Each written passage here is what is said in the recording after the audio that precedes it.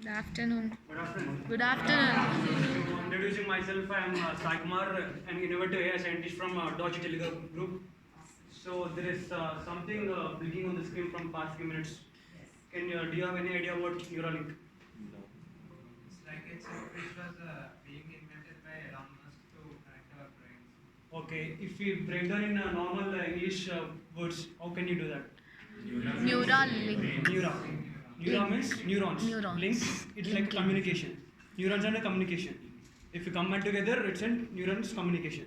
So, if before giving the presentation, there is a reason behind showing this presentation because when I actually got to know about Neuralink, there are many things I got to know, like in advancement in technology or many other things. So, I would like to share these things so that it would be useful for you.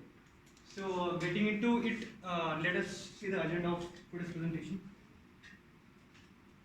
So we got to know about what is Neuralink and major aspects and aim of Neuralink. So what is Neuralink? Neuralink is an American neurotechnology company founded by Elon Musk in July 2006, and headquarters are at San Francisco, California, and they majorly work in brain-computer interface, as Siddhi explained. But I would cover the other aspects, but she didn't cover. So, and what is a brain-computer interface?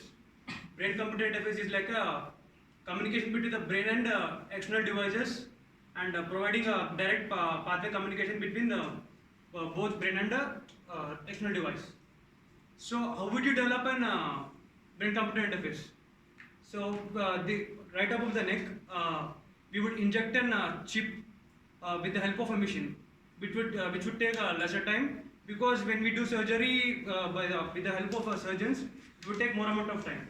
So we would take the help of machines so that it would take lesser time to implant the chips. So how it's going to be. So this is how we inject part A and part B. And electrodes will be transferred to the brain. And if this is your brain, and the electrodes would come like this and they would form a mesh. Like we are dressing up a brain, so that we could communicate with the neurons of the brain. So it would look like it is in contact with the brain, but there won't be any contact with the brain, so that because it is a sensitive part, so that there would not be any damage done to the brain. So it would be very thin contact with the brain. And coming to the next thing, so this was done on rats also, and they were able to collect the data of rats.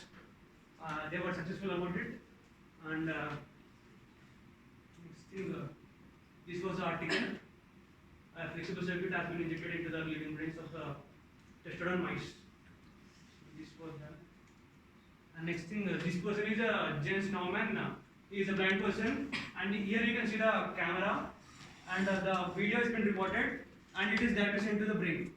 So that and there was experiment done on driving, and he successfully drove some area of a part, and it was successfully done on it. And I want to show you the another example to the video.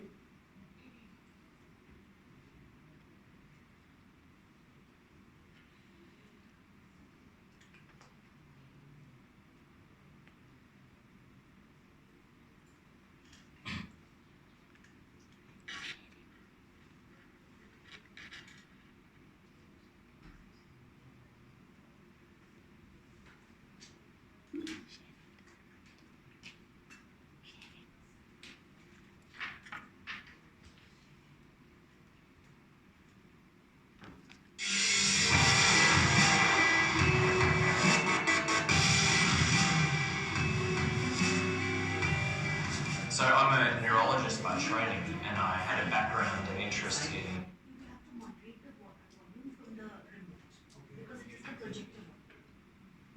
And and you will have to remove this from the slideshow and pull that video, or like kind of push it to the screen. And you're a scientist in California.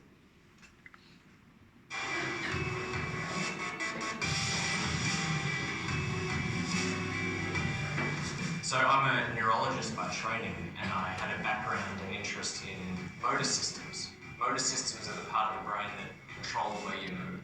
The space that I'm in is called brain-computer interfaces. This new emerging space is attempting to find ways to bring the signal out of the brain and then connect it to the outside world for people who are locked inside their own head.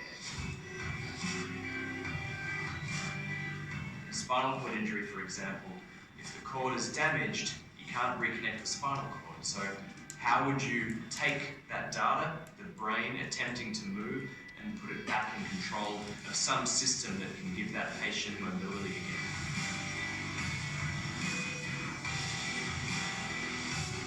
So this is a stentrode. The idea with this is to get near the part of the brain which you can control by thinking about moving parts of your body, to deliver an array that contains sensors inside a blood vessel next to that part of the brain, and then bring that down through the neck into a unit that sits in the chest, much like a pacemaker box, which enables wireless communication to the outside world.